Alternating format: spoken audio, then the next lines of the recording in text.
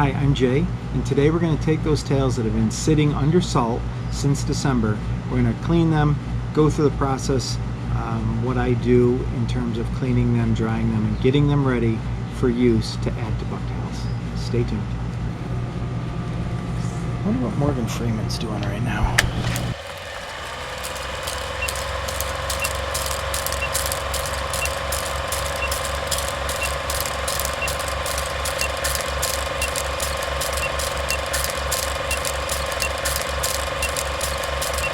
So hopefully we get some decent volume on this. I'm just using a regular GoPro. Here we have the trays of deer tails that sat since mid-December, covered either in salt, borax, or a combination of both. And we're just taking them down to see if they're ready for cleaning.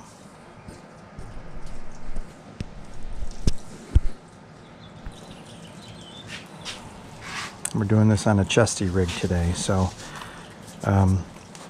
in this box we have some tails. This is the straight borax. The tail is fairly stiff, still a little bit flexible, but mostly stiff.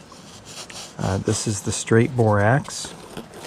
The borax is less clumped. There are a few big pieces like this, but for the most part it's still dusty, sandy. This tail nice and stiff. As you can see, I can just shake it out. And this tail is usable as is, though we do go through a couple different steps just to clean them and lay them out in the sun. So it's a beautiful weekend. We have some time. So each of these boxes have, this one has 1, 2, 3, 4, 5,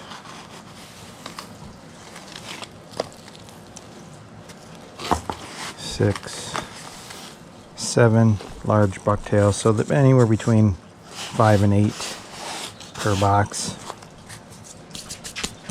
Let's take a look at another one. This box is straight salt. As you can see, there's more clumps stuck to the hair. Some of the salt is dirty. It is a little dusty in the garage itself. Here's some salt that is looks like it was saturated with some of the fat from the end of this tail. We're looking at these, a little bit more pliable than the straight borax tail, but basically similar.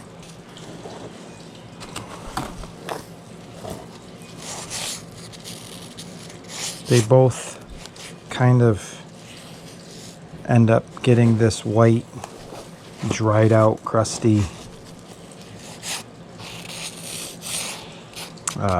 surface on the leather, on the skin.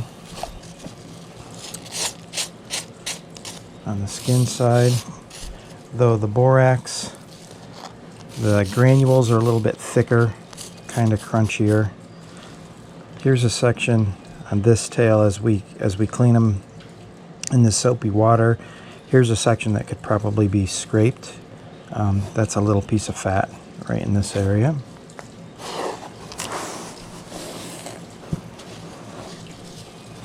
And again, see the salt is caked on a little bit more.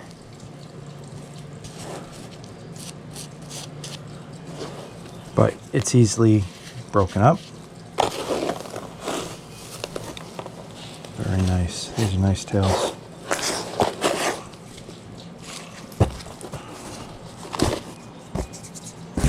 Here's an example. These are a few tails that I started using. And I believe all 3 of them are hairline tails. But they were just oily. There's no fat on the skin, and the hair was actually really good. And each of these I washed with dish soap. let them dry, but you'd still see oil coming up from the skin. So I put them in here and just put regular table salt on them, and I'll just let them sit. They've been in here about a week. I'll let them sit a full month, and then I'll wash them off and just use them. They're good tails. So I'm gonna turn off the camera just to save some energy. I haven't used this camera in a while. It looked like my battery is about 50%. I'm going to get all the tails from these boxes. I'm not going to try to keep the borax and the table salt separate. What I'm going to do is sift out all the hair and the dirt.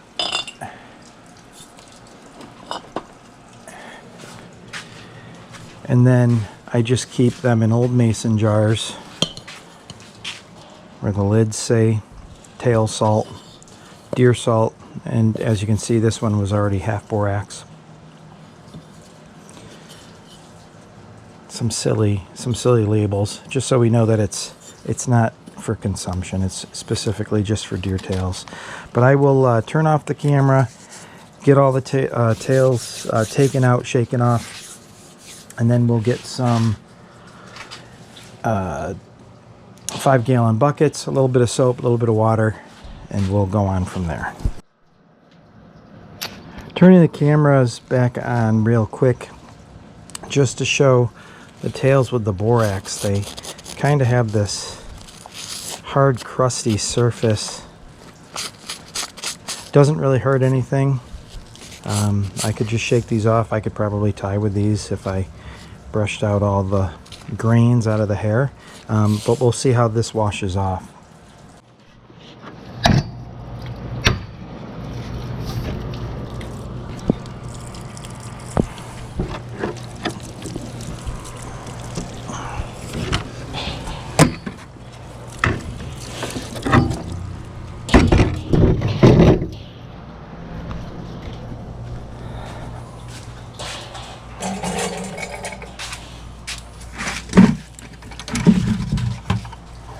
Garage is still a complete mess.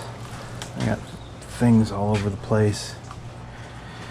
But we have taken all of our tails out of our salt boxes. We have 47 tails this year. So I usually put out just plywood sheets, just lay one down on the ground in the sun. But I have the table. It's a little bit, we're getting into the afternoon, so I know that we're gonna get a little bit of shadow here. So as the sun moves, I'll just kind of move the table around a little bit. You can also hang them on a clothesline. Works perfectly well. And if the weather wasn't cooperating, I would hang them in the garage on a clothesline.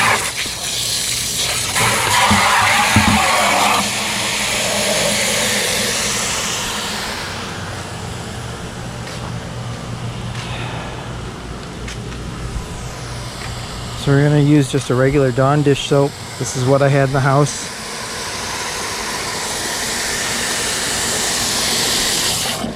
Let that fill up a little bit. Just give it a squirt.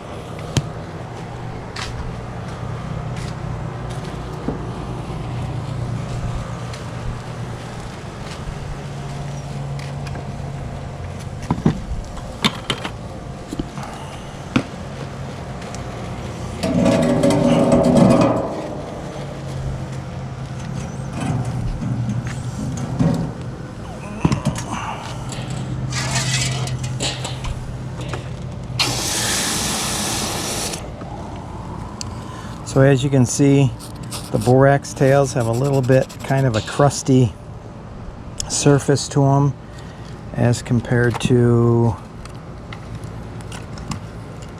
the salt, which seems just like a dusty, kind of a dusty surface.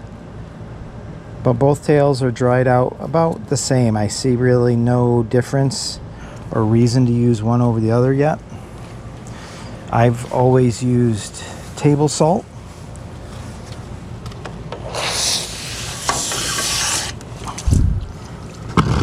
Ooh.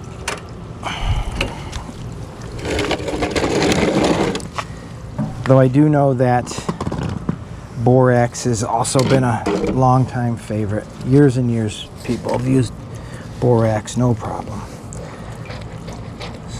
So I'm going a little bit slow. Usually I'll put almost the whole bucket in here and just kind of slosh them around, but I want to clean out off this tail and take a look at it.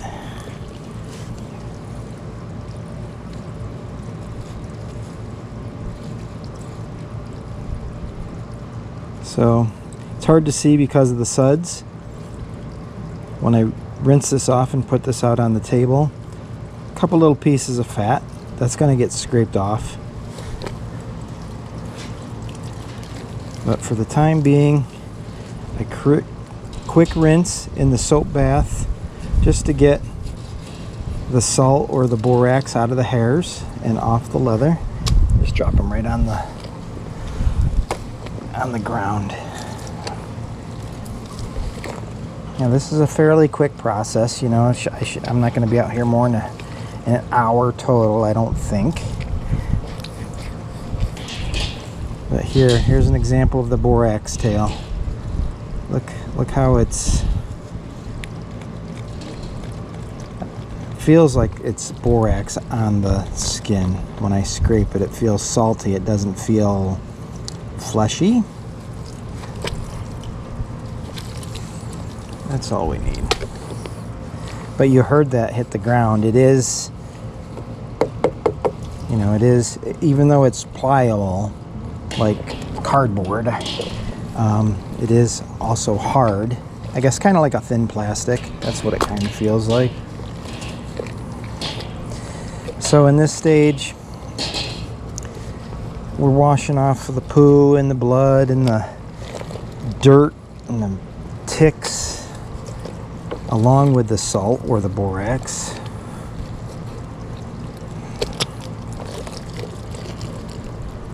So I will turn the camera off and I'll finish up this bucket. Now there's a lot of hair. I'm getting towards the end of this bucket, so there is a lot of hair floating around in this water. But that'll all come off during the rinsing process. Here's a tail I goofed up on. The tip is missing. Still usable for me. It's just not pretty.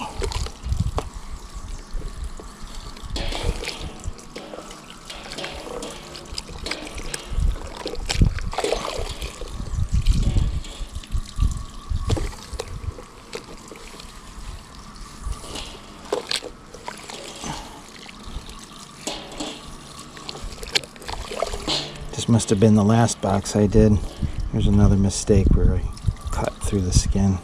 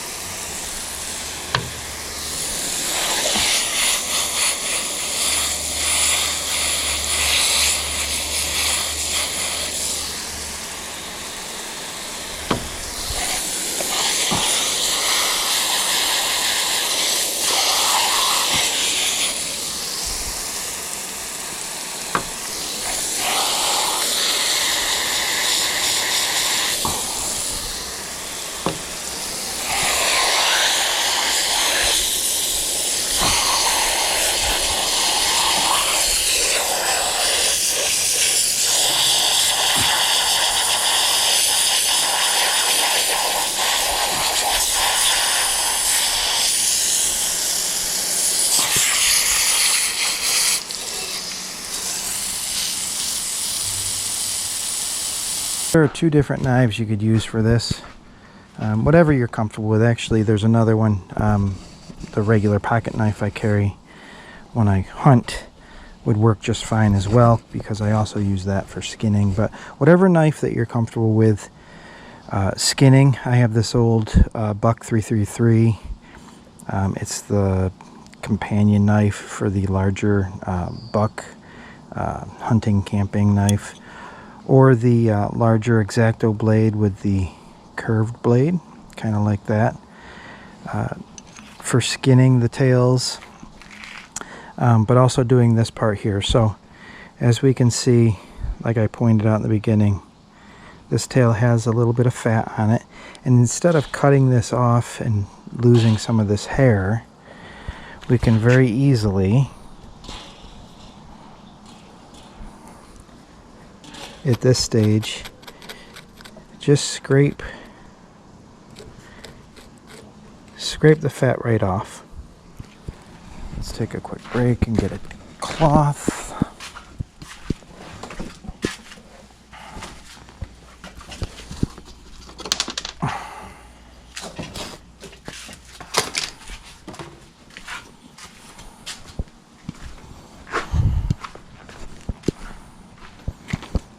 Back to this. So this tail, scraping the fat off at this stage, since we are leaving the tails in the sun to dry, sometimes this is the only step that I need to do. If after the hair is nice and dry, sitting out in the sun for 6 to 8 hours, you know, every couple hours I'll come out, I'll check my garden and flip the tails, let the sun get on the hair side. Sometimes that's all that this needs. Like this skin would not be oily at all, and sometimes it is. If it is still a little oily, then I would just salt it for about a week. Here's a tail that kind of curved in. This, to solve that, maybe cutting this away would be the better option, because see, here we have a big piece of fat that's kind of trapped under the dry leather. So I might leave this tail and just split it right there. But these are all pretty good. You know, there's very few that have fat. Here's another one. Kind of get that away. So in the boning process, you know, if you're doing a whole bunch at a time, there's a little bit of fatigue that comes into play. This could have been one of the last tails I did. Sometimes the tails are just gross. You know, they've sat in the bottom of the bag with the other tails. So by the time you get to this one, you know, you can't really see the fat as you're doing it.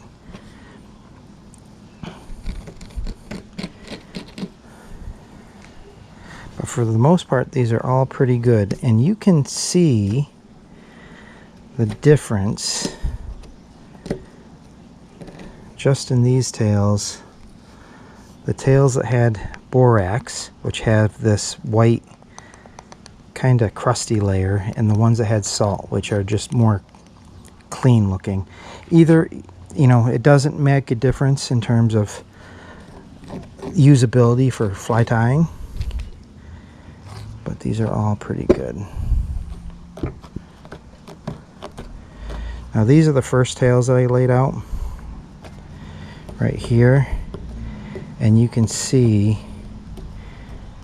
that a lot of the water, surface water, has already dried up a little bit. You know, I could flip these. Maybe I should flip them about every 30 minutes or so. Pretty good. Pretty good. Pretty good.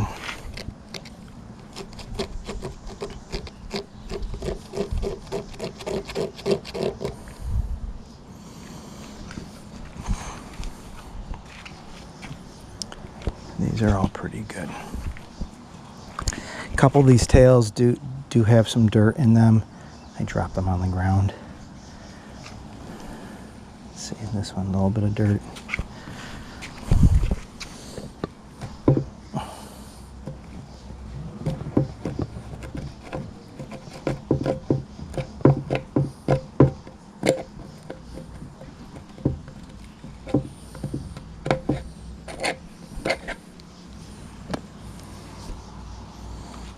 Very good.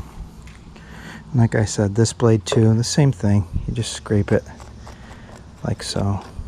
Not really trying to dig the blade itself into the leather. We'll let these sit and dry and we'll be back. These tails that are going to sit out here for a while more, we'll just give them a liberal coating. It's okay if the hair is exposed. We don't want any of the leather exposed. That's how the moths get in here.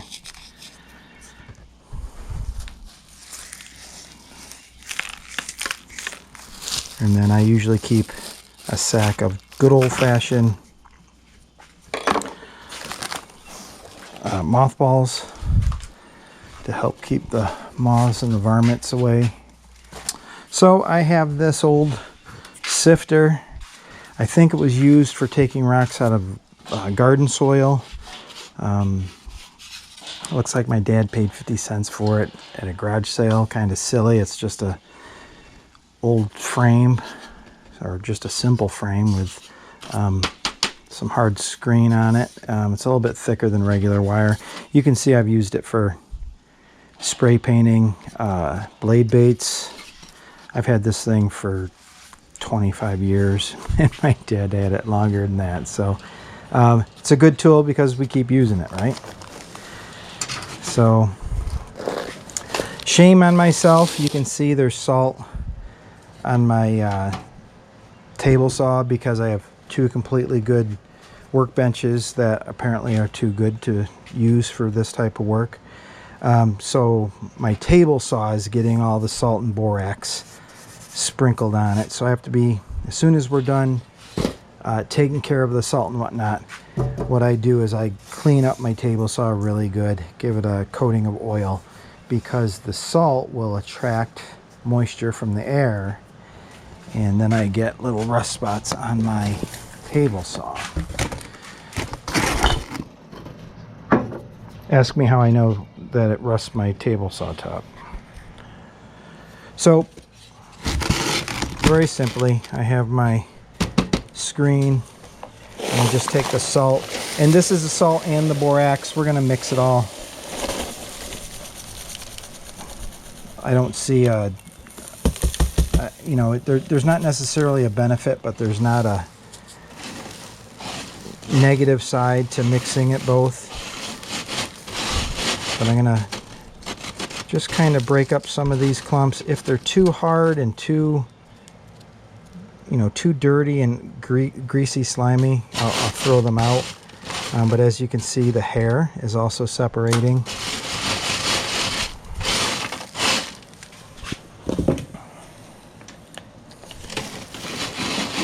So we're just sifting out the good, usable material to save, and getting rid of, you know, the hard, crusty stuff. Usually this really hard salt, and it's mostly the salt that's like this, but there are clumps of borax as well. These are the parts that were at the base of the tail. That was the greasiest. So we don't need to save it. Go right in the garbage. I am just using my bare hands. I will wash my hands right after doing this. The salt and the borax won't necessarily harm your hands, but keeping your hands stuck in the salt probably isn't the healthiest thing for you in regards to drying out your skin. So this is one of the first times I've really used the chest mount, so I'm hoping that everything is viewable, what we're doing here today. Try to get something usable. This video kind of like Star Wars. We're starting in the middle of the story. I'm showing you how I handle the tails a few months after salting them. So they've been sitting in the garage since December, and it's the end of May. Nice hot day today. It's in the high 80s. It might even hit 90 today. Very sunny. It'll be nice all week long.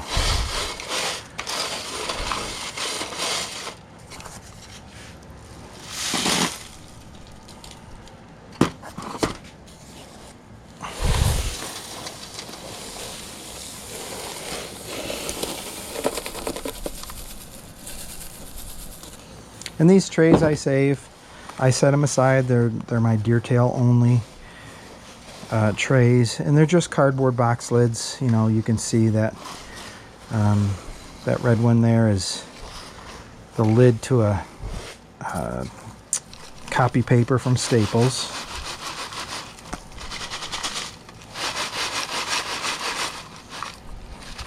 Now we could, you know, if we wanted to be really cheap, we could bust up these nuggets of salt and borax, but I kind of like just getting rid of the big chunks and having more usable material. You can see there are shorter hairs that did make it through the screen. If you want, you can re-screen this to get out even more of the salt, but for me, the way it is just fine, and we can work with that. I don't mind the hair being stuck in there. And like we said, this is a 50-50 mix of borax and table salt. I think I bought 15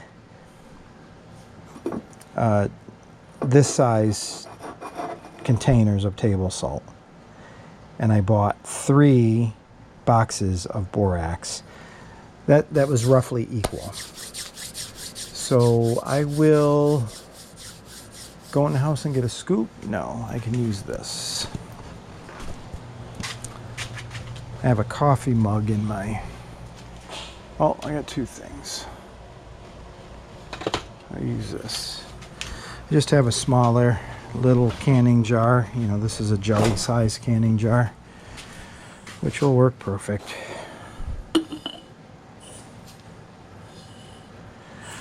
Nice thing about this is it's not like we're jarring it for consumption. We don't have to be neat or clean about it. I'm just storing this. So now I put this on the shelf in my garage, and I know that it's deer salt that is ready to be used for next fall.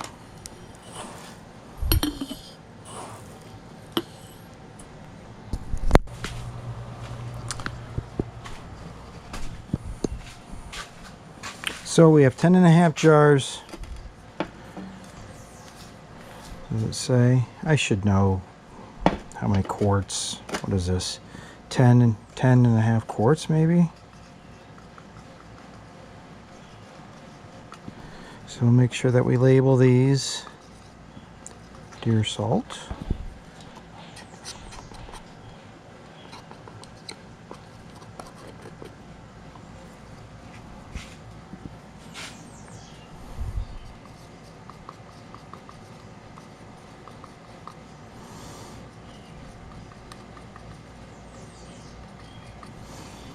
Now this took a few minutes, maybe close to 20-ish, 25.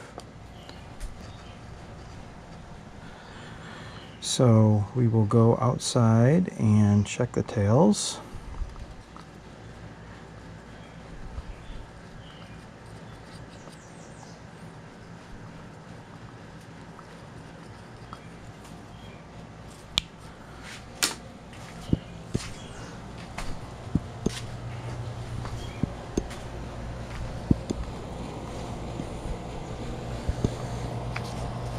Yeah, see, the surface is already dry.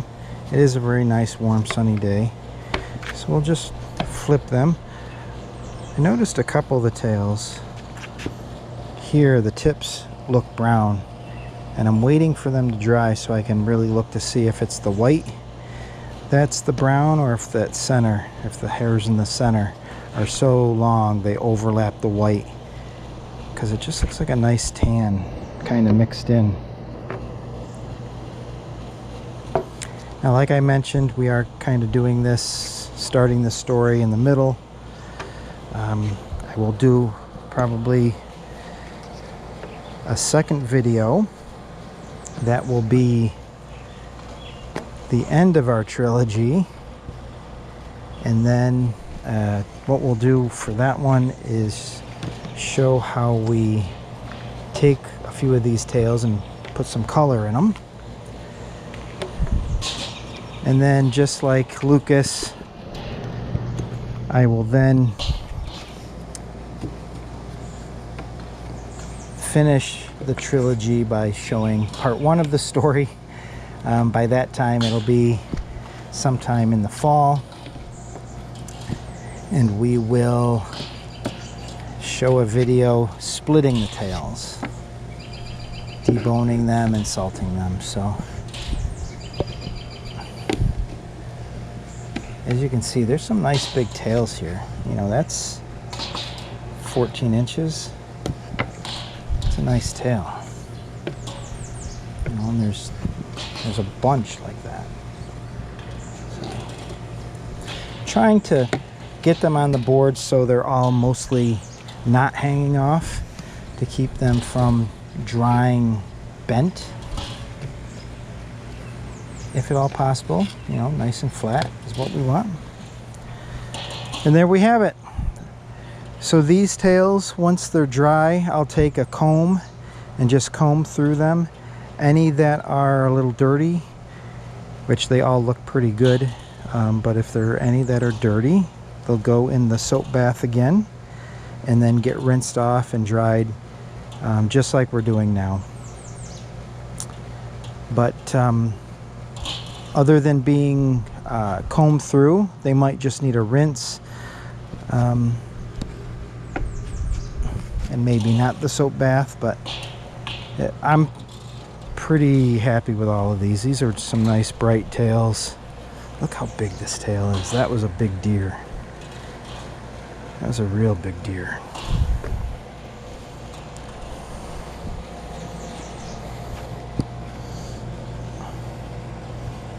See, I can see the end of this. I'm going to cut this right off. Just get that fat piece right off. But we don't have to do anything now. The sun is going to dry everything up and we'll be just fine. I'm going to dump our yucky, soapy, hair-filled water in the compost, and I think that'll do it for us. Okay, let's see. So, some afterthoughts. Just putzing around a little bit, cleaning up, and trying to think, you know, did I hit all the good points during the video? Hoping that the audio was in good shape. If not, I'll have to narrate. But so some thoughts as I'm kind of just cleaning up and putzing around. The use of borax versus salt. That was kind of the whole thing behind this video. And is one better than the other? I was taught as a very young boy, watching my dad do this in the early 70s, and he was doing it long before I was born, using just straight table salt. Table salt's very cheap, and everybody seems to have it, and that's what I've used all these years, you know. And now I'm 56 this year, so you know, I've been using just table salt, salting my deer tails every single year for quite some time. But borax, there's guys that swear by it. There's certain publications that list it specifically. Borax, of course, is a salt, and works the same. Usually when you purchase tails, I could tell the difference, which ones were salted, which ones were dried in borax. The borax usually seem to be a little bit more firm and have kind of a crust, and we noticed that, and we noticed the crust on some of these tails that we were doing today. How you doing?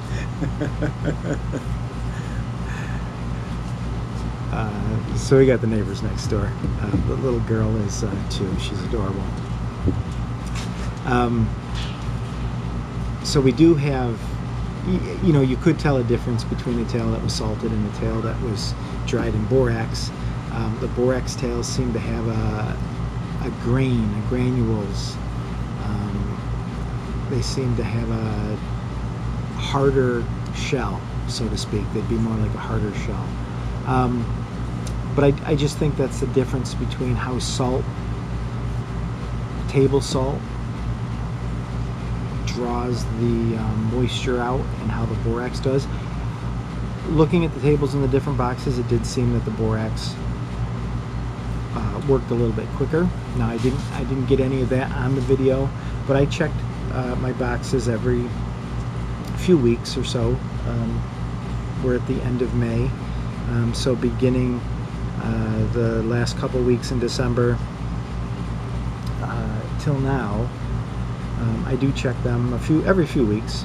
Just kind of peek on them, make sure no varmints have gotten in them and bugs, and just make sure everything's fine. And it did seem that the borax is quicker. Not a lot, a few weeks. I don't think it was quicker enough to need to switch, or to justify a switch, saying that borax is better than salt or vice versa. But it was noticeable.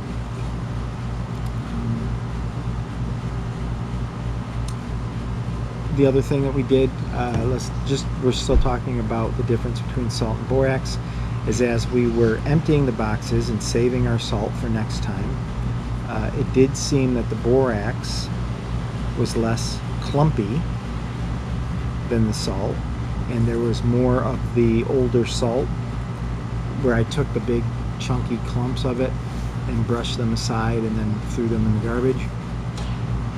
So in that sense, in the long run, perhaps the borax is overall cheaper, though borax in the short term is more expensive. So I mentioned, what is it? Are they quart-sized containers of salt?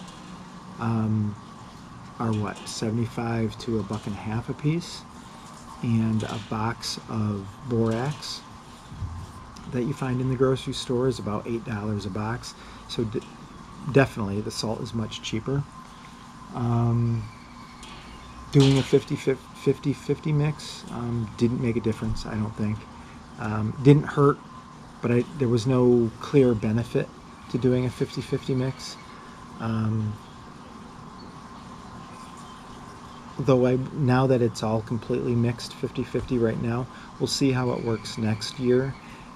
It's possible maybe the borax will keep the salt from clumping up as much and wasting as much at the end, you know, throwing away the bad stuff. But I don't know, those are just kind of thoughts. So definitely a good thing when you're salting furs, deer tails in particular. Table salt, borax, they both work perfectly. Once these tails are dry, I do have to get a little bit more video showing how I rinse and comb these out. So, but I think that will do it for us today.